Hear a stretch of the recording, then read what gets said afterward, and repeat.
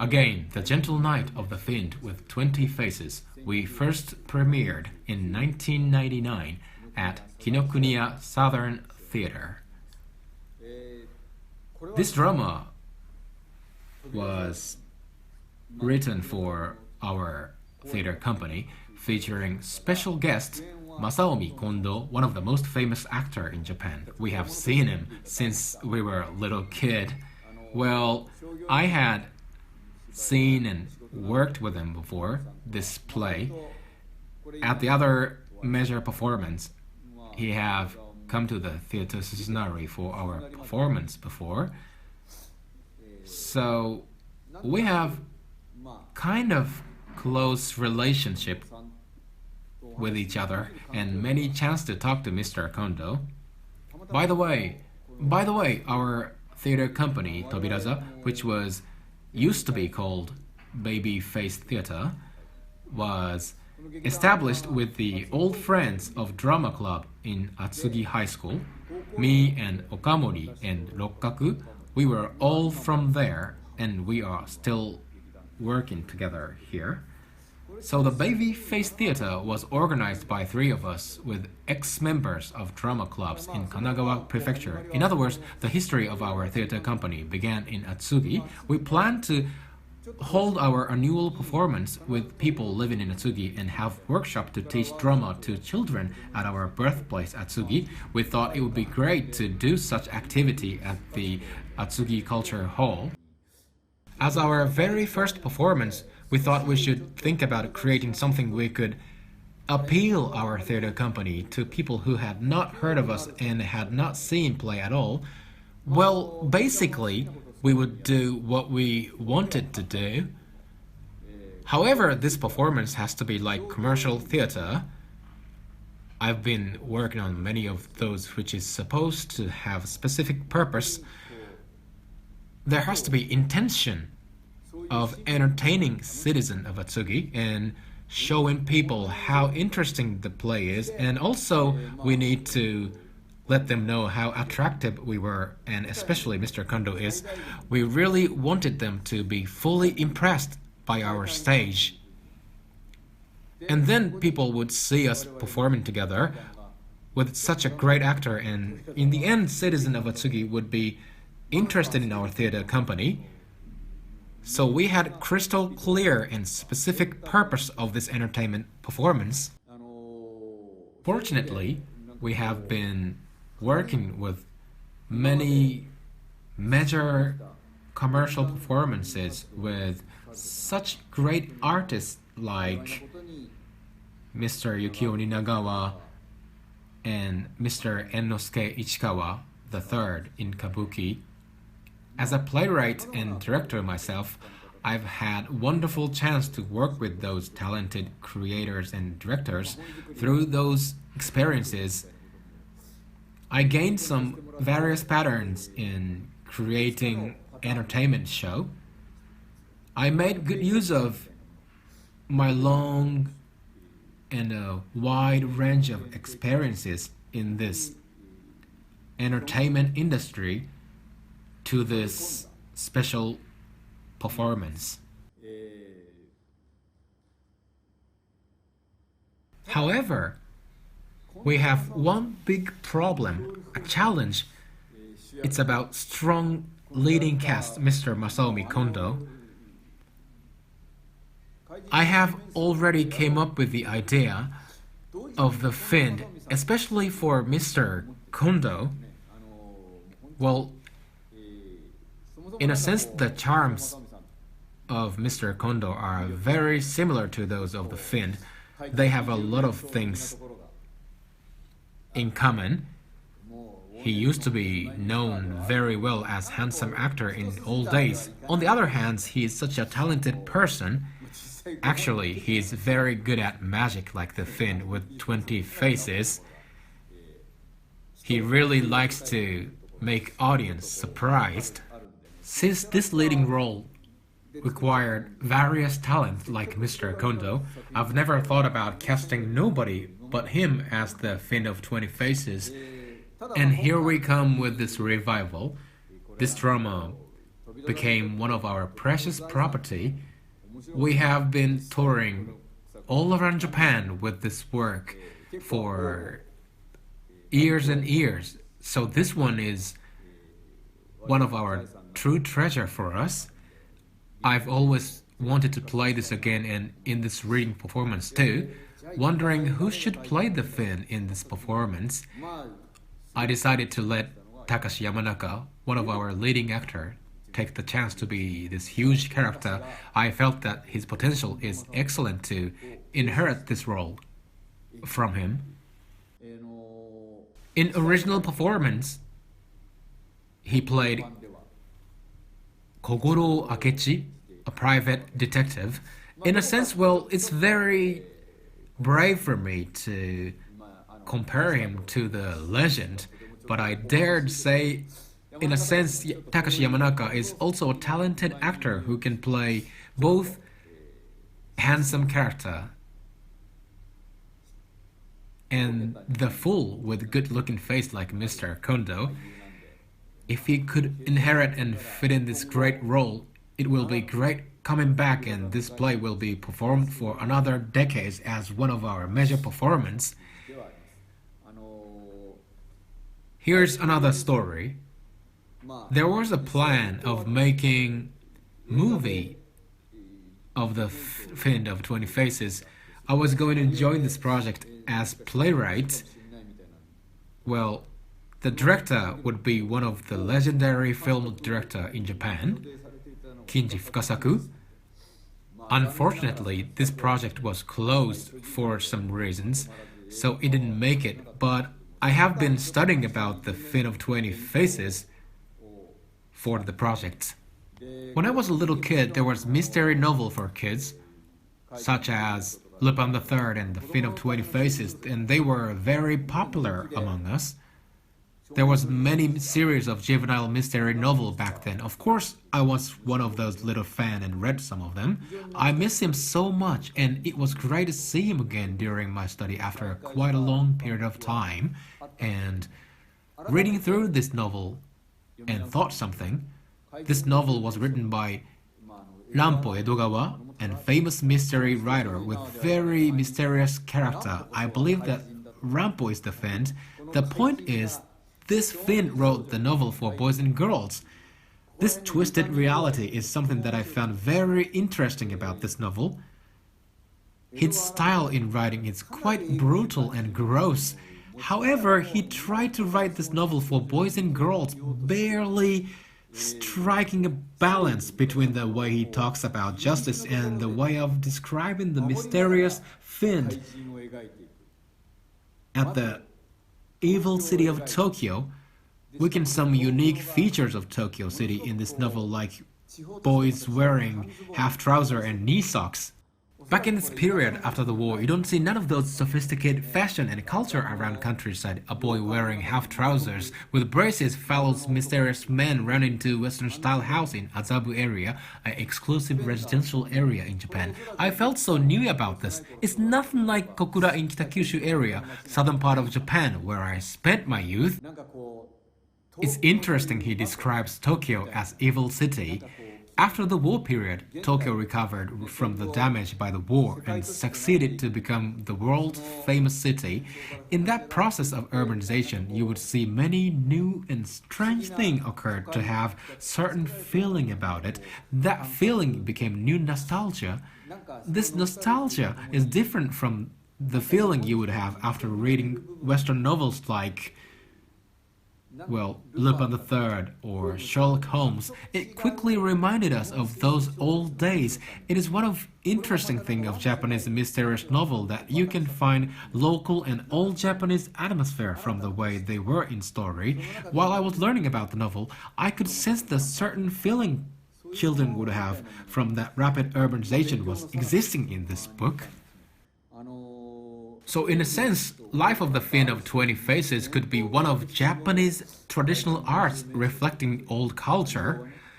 I would like to point out one more thing in this novel, Boys Detective Team. You definitely do not let these little kids to follow such a stranger like the Fiend these days. You would think, it's dangerous too, But back then, boys and girls living in this period of rapid urbanization might have found courage and hope in Boys Detective Team. The nostalgia in this novel made me wonder that they might have not only imagined the figures of little detectives, but also actually seen them running through city of Tokyo. I didn't really like underground play at the time. After its boom, we started to make pop and cheerful type of drama like School Festival, but in this drama, we went back to think about underground play. Back then, underground play as an avant-garde art reflected the dark and gross image of Japan after the war, and also the light shining through that darkness. It's about the dark side of underground of Tokyo. I remember that I thought that I would make this drama to have a link to its darkness. Well, I'm not sure if I succeeded to reflect those underground tastes and to have a link to that old period in this performance. However, Takashi Yamanaka surely performed the Fiend very attractive. I can feel the sign of great comeback of our treasure. I believe this drama could be performed again by our theater company, TOBIRAZA. Please enjoy again the gentle night of the Fiend with 20 faces.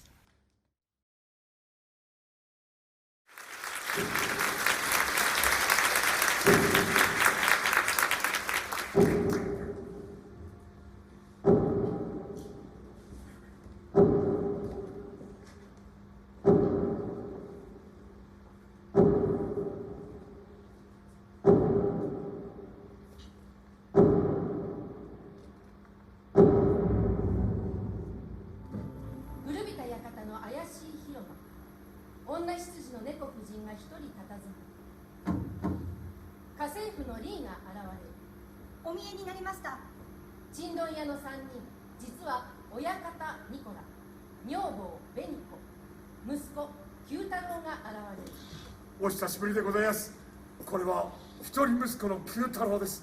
ずっとそのお仕事を？ええ、いつ親身がかかるかわからねえんで、なかなか敵の商売にはつけなくて。でも私たちはこの日が来るのを信じていました。それで旦那様は？ニコラさん、今日あなたを呼んだのは実は旦那様ではありません。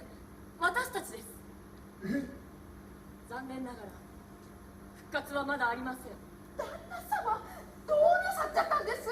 このまま世の中から消えてしまわれるおつもりなの？猫夫人は慌ててニコラ一家をクローゼットに隠し、そこにこん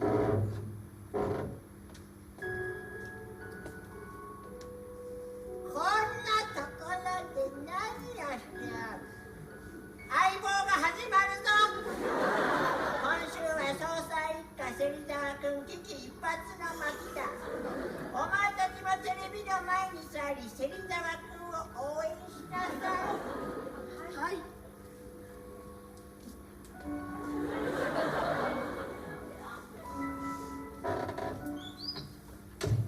旦那様は怪人なのです。その気になれば年齢なんか飛び越えて老人にも子供にも、時には獣やロボットにだってなれるお方です。その気になりさえすれば旦那様は必ず怪人の魔力を取り戻されます。少年探偵団と再会し、その気になっていただきましょう。私はもう動きたい。手に黄金仮面を持ち差し出す。九太郎、見ろ、これが黄金仮面だ。父ちゃんと母ちゃんは昔これかぶって日本中を恐怖のどん底に陥れたんだよ。おい九太郎、おめに父ちゃんたちの本当の姿見せてやるときはとうとう来たぜ。こいつはね、時代遅れのちんどん屋と学校でいじめられ登校拒否になっちまう。あしもこいつが生まれてからかっこいいとこ見せてやりませんでしたから。キュウちゃん、今こそ復讐の時だい。行くぞか。あいよあんた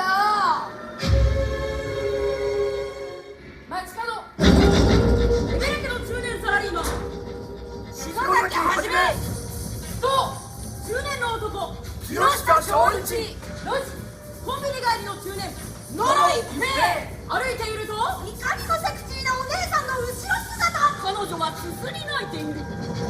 お嬢さん、どうしました？おじさんが相談に乗ってあげようか。と肩に触れると振り返るその顔は黄金仮面ノロスレッサン。本当にこれがあの美少年たち。あんなに可愛らしかった子たちがすっかり汚くなっちまって。それにしたってこんな無残に。親父っすね。ダメよダメ、こんなもの旦那様にお見せできますか。すると突然飾り棚の百科事典が動く。あんた魔法博士。こいつらを少年に戻そう。蘇らせるのだ。あの頃の美少年の姿に。そんなことできるのですか。ああ、できる。人間改造じゃ。人間改造。信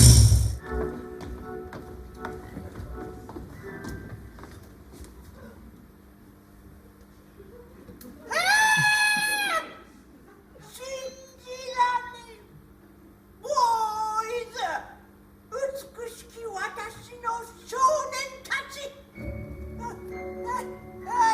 ちょっと変わったが、見覚えがあるぞ。覚えとる。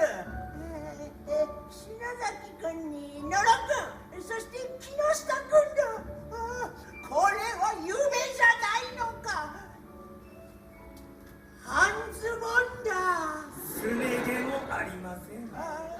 私のことがわかるか。私を覚えているか。旦那様、そのお姿ではちょっと。なんじゃ。久しぶりに少年探偵団にお会いになるのに、そのお姿ではやはり。おお、そうか。ちょっと待ってなよ。このままじゃな。逃がすなよ。旦那様、見ましたか。スキップだ。素晴らしいわ博士、よくやってくれました。と猫夫人は3人の猿ぐつわを外す。なんだお前ら。そうだ、訴えてやる。君らをちょっと改造させてもらったよ。改造？少年に改造したのだ。化粧してすね毛取ったらないじゃないかよ。そうだ、すね毛を返せ。明智小五郎。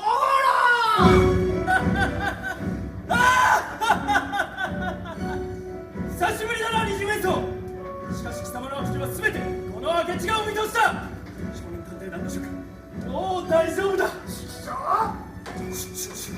借り物はお返しするよとシルクハットを投げ渡す。ピュー。明智先生、こちらです。お前は女探偵花咲真由美。あなたには負けませんわよ、猫夫人。さあみんな私についてきて。と真由美の導きで探偵団一行は逃げ出す。逃げ出す。逃げ出す。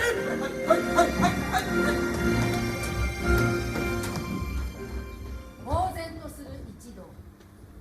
おい、なに。明智め。少年探偵団と明智小五郎がこのわしの前に現れたのだ。じじいなんてやってられるか。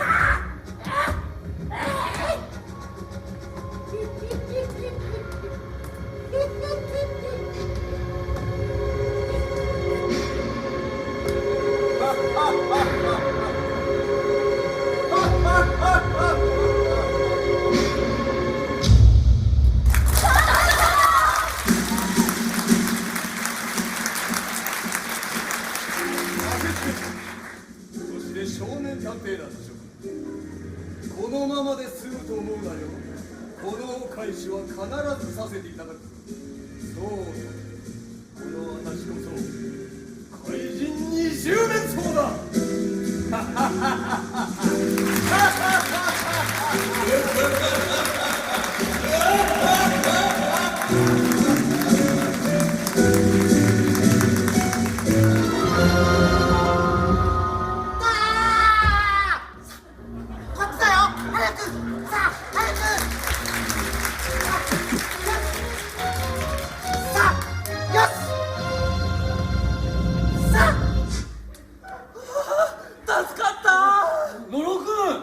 翔ちゃんうわー、でもどうなってんのよこれ一体。わかんねえ、いきなり連れてこられたんだよ、目隠しされて。僕もだよ、黄金仮面が襲ってきたんだ。君たちが危ない時にはこの明智小五郎は必ず駆けつけてくるのさ。警察にも連絡しました。あなたたちは誰なんですか？明智小五郎。バカな、何の冗談ですか？いい加減にしないとマジ怒るよ。君たち何を言ってるの？マユ君ダメだ、残念だが手遅れだったようだ。明智先生、二十面相は彼らから美しい少年の心を盗んだんだ。そして代わりに汚れた大人の心を埋め込んだ恐ろしいことをする男だ。先生、だがこの天井はもう安らかに眠らせてあげるしか手はないのだよ。待って何をそれ。待ってください。でも私やっぱり篠崎君たちのような気もします。この醜い姿の中に本当の篠崎君たちが眠っているような。眠ってるんです。本当の篠崎君が眠ってます。二十面相と戦いもせずに帰るって言うんだよ。戦うよね。ねえ君たち姿はこんなになっちゃったけど心は変わってないわよね。正義を愛し二十面相と戦うわよね。返事をして。野呂君、篠崎君、木下君。何でもするから助けてください。正義を愛します。勇気凛々瑠璃の色、僕らは少年探偵団。残った3人と小林少年。よーし、それじゃあ見張りをしよう。いいか、ここには隠し扉がたくさんあるから気をつけるんだぞ。はい。よし、さあ、バーン。ダメだよ、ぼんやりしてちゃ。さあ、早く。何なんだよお前。ほら出てこい。何をするんだ。隠れてんじゃねえぞ。団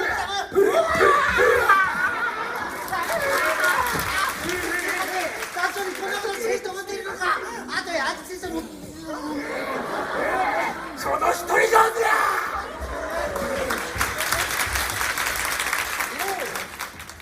名案を思いついた。我ながら素晴らしいアイデアだ。すぐに皆を集めろ。作戦会議だ。少年探偵団の諸君、君たちに二十面相の力を見せつけてやろ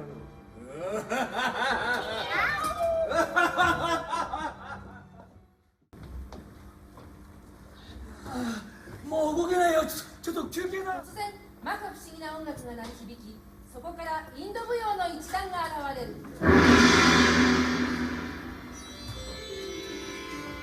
ようこそ坊ちゃんたち。さあ、ここがどこだかわかるかな。二十面相さん、説明してください。一体何がやりたいの？今何と言った？だから二十面相なんでしょう、あなた。さすがは少年探偵団だ。よくぞこの姿を見破った。いかにも私は怪人二十面相だ。これ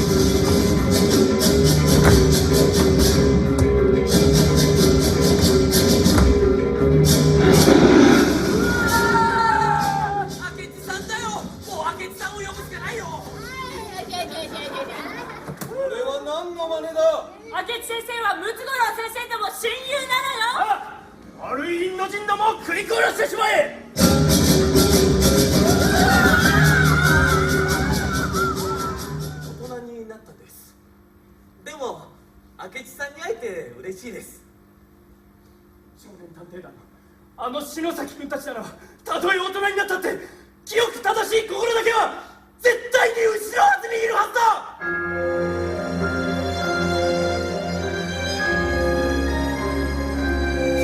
違うそれは違いますよ、明智先生。大人になるってのはね、そんなもんじゃないよ。それは俺らも元は高顔の美少年だったけどさ、家庭とか仕事とかいろんなもん称されちゃってさ、こんな風になっちゃうんだよ。そんなもんじゃねえよ。ねえ、そうです。生活っていうのは大変なものです。きれい事じゃ済まないから。会社で散々上司に絞られてやっと家に帰ってみると今度は女房の愚痴を聞かされるんだよ。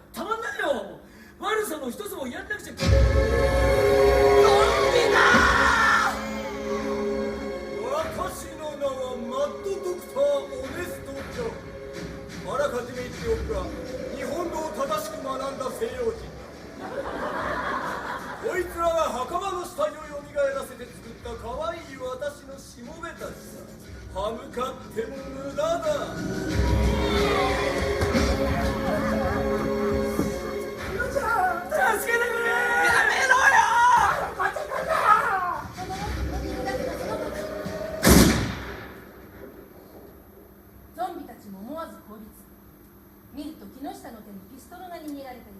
小一面。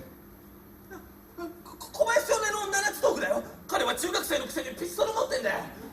これゾンビ動くぞ、撃つぞ。死にたくなければ全員手を挙げろ。死なねえじゃなかったのかよ、ほら。ほら来た。ピストルピストル。よし、やめやろ。手入れして弾抜いたままだ。なんでそんな余計なことを。ピッポちゃん。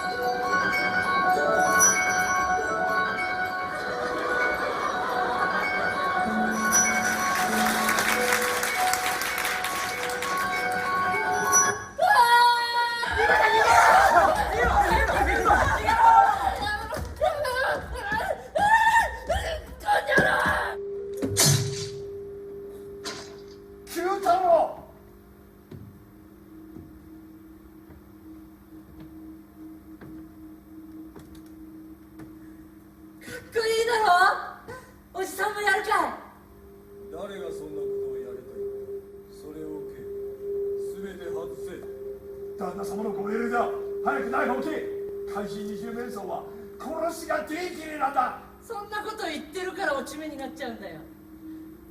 今の時代受けようと思ったらバイオレンスがなくちゃダメだ。ただの泥棒なんか誰も面白がらないよ。おじさんだって人気回復したいだろ。ついに二十面相は九太郎を殴り飛ばす。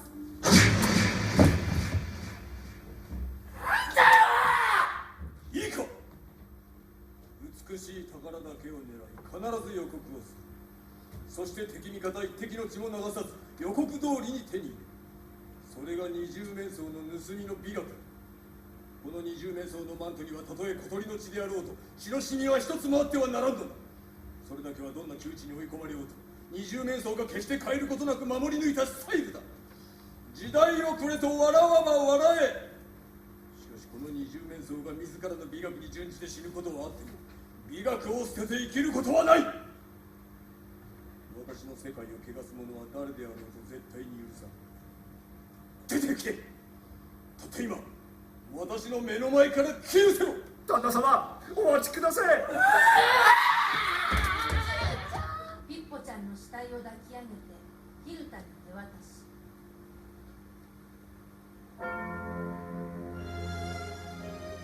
私の庭に眠らせてやれ。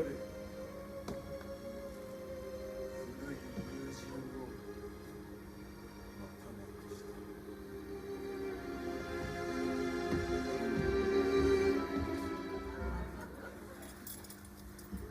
消えるつもりでいたのだ。長い長い沈黙のままで全てを思い出の中に閉じ込め封印までしたはずだった。だが夢を見たのだ。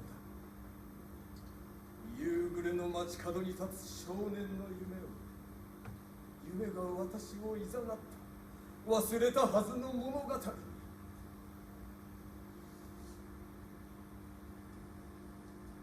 暮れの街角に少年が一人立っている。冒険に夢中になりすぎて見知らぬ路地に迷い込んでしまったの。格好の餌食だ。私は早速彼の前に姿を現す。少年はあっと小さな声を漏らす。その顔にたちまち恐怖と後悔の色が宿る。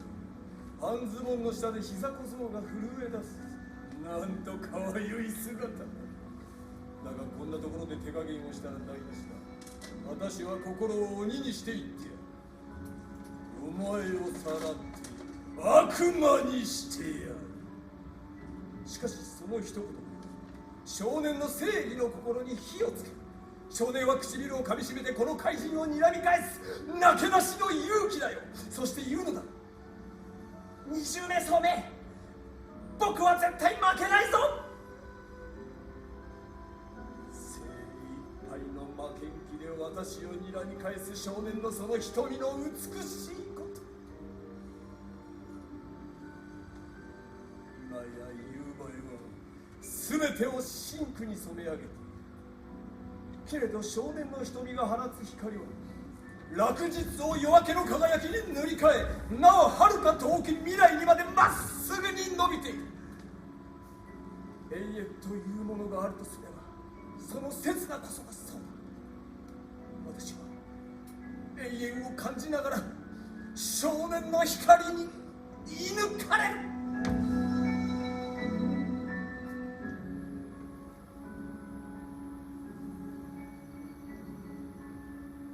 しかしその夢も今やすべて消え果てた。もう思い残すことは何もない。旦那様、旦那様、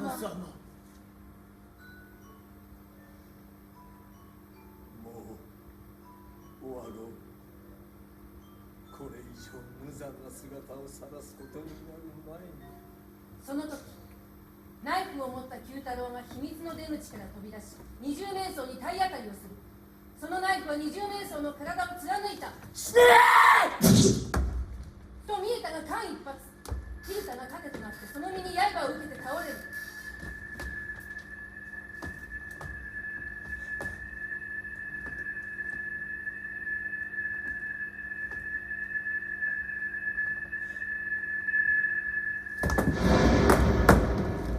九太郎、おめえ。私がやろう。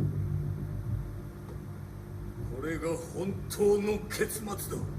と九太郎にナイフを向ける。今終わり方が見つかった。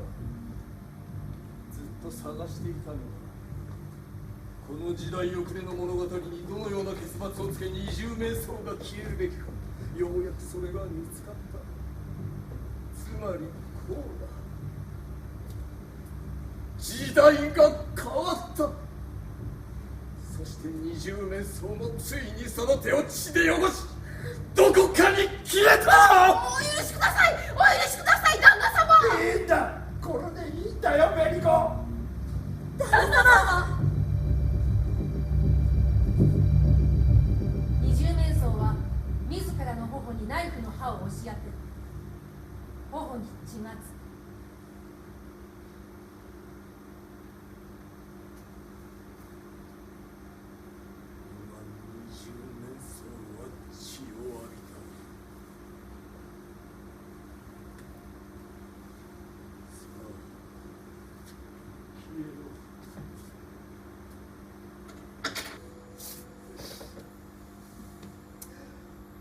消えることは少しも怖くないのだ。欲しいものは全て手に入れてきた。考えつくあらゆることをやり尽くした。ただ一つ悔いがあるとしたら、今ここに少年がいないことだ。二十面相フィルタの持っていた本をニコラに差し出し、ニコラ、もう一度これをちゃんとせがれに読ませろ。少年シリーズ第1巻怪人二十面相だ。はい。お前たちがこいつを守れ。そして生涯をかけてそいつの浴びた返り血を拭い取ってやれ。これは命令だ。はい、旦那様。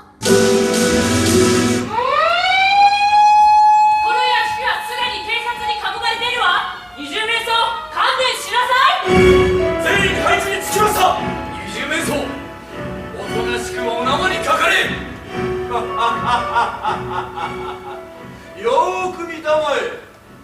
こちらには人質がいるのだよ。シロちゃん、助けて。諸君、油断をしたね。二十面相は悪党だ。それを忘れちゃいかんよ。さあ、そこどけ。今頃は私の手下たちが逃走の用意をすっかり整えているだろう。少年探偵団の少年、間もなく君たちの大事なお宝をいただきに命をかけて守りたまえ。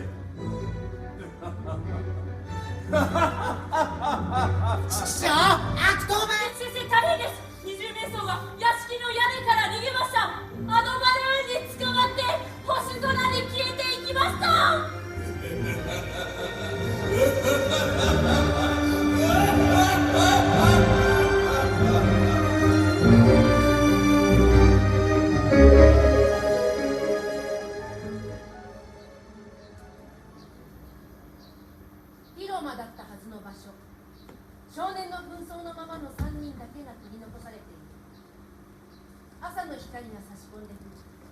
気がつけばそこはまるで廃墟だ。そこに人影。おい、そこで何やってんだ。なんだお前ら。二十面相だ。アドバルーンで飛んでいったのはきっとマネキン人形だったんだ。何言ってんだお前。警視庁の関沢だ。ピアに不審な奴らがいるという通報があってな。僕たちは二十面相にさらわれて。なんだと。やっちゃんの説明しても信じてもらえない。ごめんなさい。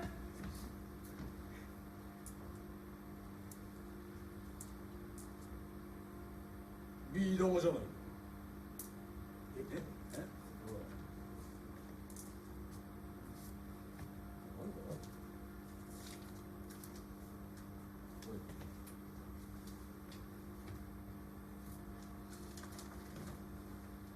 お宝は頂戴した。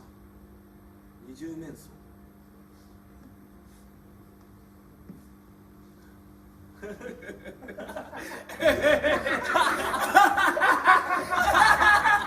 なんだかわからんが。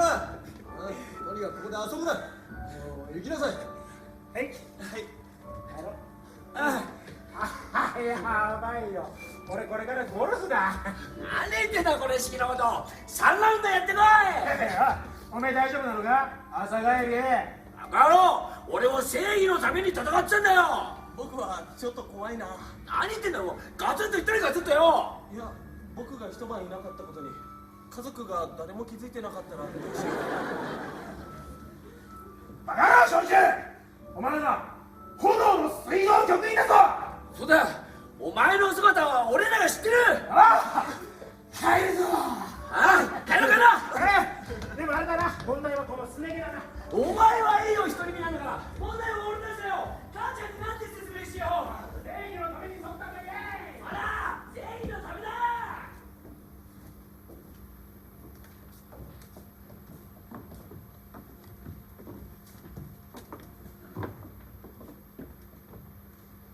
旦那様、どこへ参りましょう。夕暮れの街角だ。